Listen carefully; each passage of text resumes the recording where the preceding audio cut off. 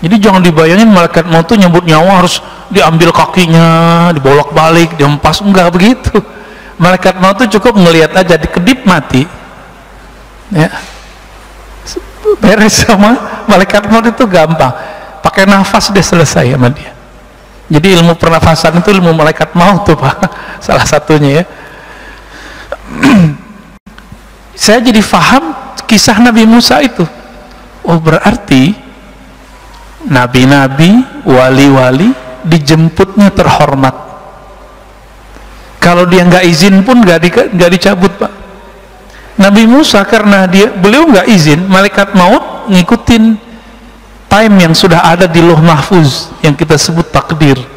Nabi Musa belum mau mati, ditahan dulu sama Allah sampai Nabi Musa mau, beliau dicabut nyawanya. Hal itu terjadi juga pada Sayyidina Adam alaihissalam. Beliau lupa, itulah kelupaan pertama di alam semesta.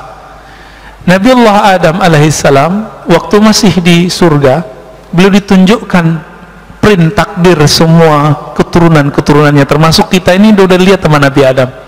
Jadi antum jangan merasa kita ini orang biasa-biasa aja, nama kita sudah ada di Nabi Adam, binnya lengkap sama beliau. Ini anak saya nih, ini tanggal sekian, hari Sabtu, musim corona, dia masih ngaji gitu, masuk Pak, dia lihat Pak. Nabi Adam melihat semuanya, beliau tertarik dengan seorang keturunannya bernama Daud alias David, ya, Daud. Nabi Allah Daud alaihi salatu wassalam umurnya 30 udah mati harusnya, lagi jadi raja, lagi sedang kuat-kuatnya. Sedangkan beliau ini untuk mencapai niat kesuksesannya harus nambah umur sekitar dari 0 sampai umur dia yang sekarang. Maka Nabi Allah Adam mengatakan, ya Rabb, ini anakku, cucuku, tujuannya belum sampai. Kalau aku berikan 30 tahun umurku, insya Allah dia sampai. Dengan izin dia, engkau, maka dia sampai. Maka Allah izinkan, diberikanlah 30 tahun umurnya. Berarti takdir bisa dirubah nggak oleh kekasih Allah dengan izin Allah. Jadi takdir itu ada takdir Lauh Mahfuz, ada takdir Rahmaniyatul Arsy. Jadi takdir Lauh Mahfuz itu takdir kudrat iradat.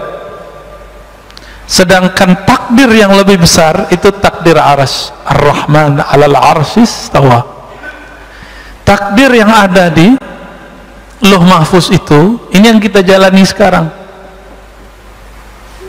Biasa. Tapi ada takdir yang masuk kepada sifat jaiz Allah Subhanahu wa ta'ala. Ini takdir yang Allah tulis di arasnya. Nah, ini beda Pak. Ya. Ar-Rahman 'alal 'arsy istawa. Allah tulis dengan kasih sayangnya. Karena sayangnya Allah tidak terbatas, maka diberikanlah umur tambahan untuk Nabi Daud. Nabi Musa turun ke bumi, seharusnya umurnya sudah habis sekarang. Datanglah malaikat maut seperti Nabi Musa tadi. Karena Nabi Musa ini Nabi intelektual juga, maka ngajak ngobrol. Kamu siapa? Saya malaikat maut. Mau ngapain? Pura-pura nggak tahu. Saya mau cabut nyawa engkau, kata Nabi Adam. Lah umur saya masih ada 30 tahun lagi. Beliau lupa sudah memberikan kepada Nabi Daud. Apa kata malaikat maut? Bukankah engkau telah memberikan kepada cucumu? Berarti Nabi Daud belum lahir sudah didapatkan umurnya. Udah dibicarakan di langit, udah dibicarakan di surga, udah dibicarakan di bumi ketika beliau diutus.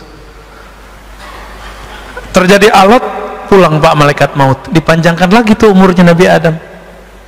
Dan itu kelupaan pertama, ya. Begitu Allah kepada kekasih-kekasihnya, dan kekasih Allah itu masih ada sampai hari ini di bumi. Masih ada Pak hari ini di bumi. Siapa kekasih Allah di bumi yang Allah selalu memandangnya? Ketika orang ini masih ada, Allah biarkan bumi bergerak. La taqumu sa'ah hatta la yuqalu fil ardi Allah Allah. tidak terjadi kiamat kerusakan di muka bumi sampai tidak ada lagi yang mengatakan Allah, Allah. Jadi di Lombok lagi rame Pak, teman-teman saya yang ahlu sunnah punya seorang tuan guru yang mengatakan ada seorang wali Allah kasih tugas jaga gunung gitu, dianggap musyrik oleh seorang yang tidak mengerti bab ini. Oh nggak ada yang diurus, yang ngurusin si gunung itu malaikat. Iya, tapi malaikat itu ngurus karena ada yang lebih utama di situ, yaitu seorang waliullah. Apa dalilnya? Itu hadis Muslim yang saya bacakan barusan. Tidak terjadi kiamat sampai tidak ada yang membaca Allah, Allah. Berarti ada wali Allah di gunung itu yang membaca zikir Allah. Apa kata dia? Oh itu maknanya bukan zikir Allah, Allah. Itu maknanya menghormati hukum Allah. Loh itu namanya penjelasan hadis. Lafaz hadisnya nggak ngomong begitu kok. Kok giliran kayak gini pakai penjelasan pribadi? Ya, walaupun itu ada dijelaskan Imam Nawawi, tapi kan juga ada penjelasan Imam Sya'rani, Imam Abdul Hasan Syazili, bahwa itu zikir beneran Allah, Allah Pak. Tidak terjadi kiamat sehingga tidak ada yang berkata Allah. Yang berkata itu manusia bukan? Manusia. Berarti yang nahan bumi ini bertahan malaikat atau manusia?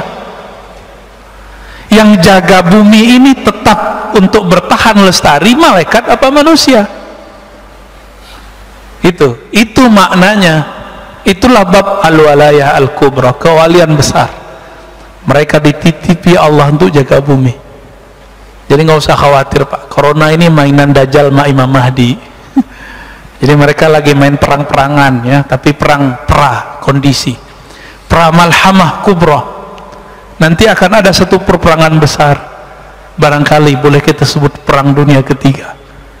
Tapi masanya ya kita nggak tahu lah, apakah 50 tahun lagi, 30 tahun lagi, 20 tahun lagi, jangan-jangan 10 tahun lagi. Kita nggak tahu, jangan-jangan lebih awal. Karena kita tidak tahu, kita nggak boleh cocok logi dan sok tahu. Oh Ustaz, ciri-cirinya udah cukup ya, kecuali antum ahli ilham. Kalau ahli cocok logi nggak boleh ngomong ya, karena ilmu ini bukan ilmu munasabat murni, bukan ilmu cocok logi, dia ilmu zauk ya. Ada rasa yang Allah turunkan ke dalam kalbu manusia yang berzikir Allah, Allah tadi.